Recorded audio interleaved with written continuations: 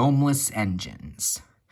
A special train arrived one day, and the Flight Controller welcomed the passengers. They looked at everything in the yard and photographed the engines. Doug's driver let some of them ride in his cab. "They're the Railway Society," his driver explained. "They've come to see us. Their engine's City of Truro. He was the first to go 100 miles an hour. Let's get finished, then we could go and talk to him." "Oh," said Doug, awed. "He's too famous to notice me." "Rubbish," smiled his driver. "Come on." Doug found City of Truro at the coaling stage. "May I talk to you?" he asked shyly. "Of course," smiled the famous engine. "I see you are one of us." "I try to teach them our ways," said Doug modestly. "All shipshape and Swindon fashion, that's right. Please, could you tell me how you beat the Southwestern?" So City of Truro told Doug all about his famous run from Plymouth to Bristol more than 50 years ago. They were soon firm friends and talked Great Western till late at night. City of Truro left early next morning. "Good riddance," grumbled Gordon. "Chattering all night, keeping important engines awake. Who is he anyway?" "He's City of Truro. He's famous. As famous as me? Nonsense. He's famouser than you. He went 100 miles an hour before you were drawn or thought of." "So he says. But I didn't like his looks." "He's got no dome," said Gordon darkly. "Never trust domeless engines. They're not respectable." "I never boast," Gordon continued modestly, "but 100 miles an hour will be easy for me. Goodbye." Presently, Doug took some trucks to Edward's station. He was cross, and it was lucky for those trucks that they tried no tricks.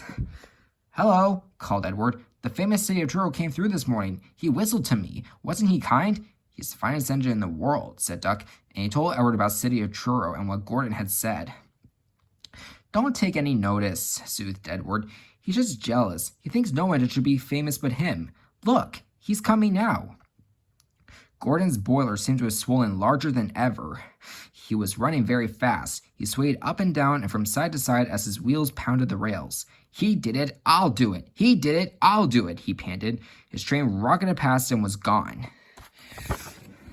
Edward chuckled and winked at Duck. "Gordon's trying to do a City of Truro," he said. Duck was still cross.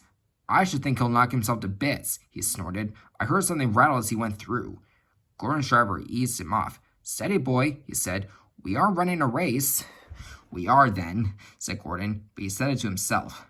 "I've never known him ride so roughly before," remarked his driver. His fireman grabbed the brake handle to steady himself. "He's giving himself a hammering and no mistake."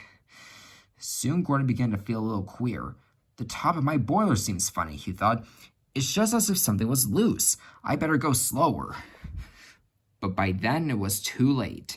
They met the wind on the viaduct. It wasn't just a gentle wind, nor was it a hard, steady wind. It was a teasing wind, which blew suddenly in hard puffs and caught you unawares. Gordon thought it wanted to push him off the bridge. "No, you don't," he said firmly. But the wind had other ideas. It curled round his boiler, crept under his loose dome, and lifted off and away into the valley below. It fell on the rocks with a clang. Gordon was most uncomfortable. He felt cold where his dome wasn't, and besides, people laughed at him as he passed. At the big station, he tried to wheesh them away, but they crowded around no matter what he did. On the way back, he wanted his driver to stop and find his dome, and was very cross when he wouldn't. He hoped the shed would be empty, but all the engines were there waiting. "Never trust domeless engines," said a voice. "They aren't respectable."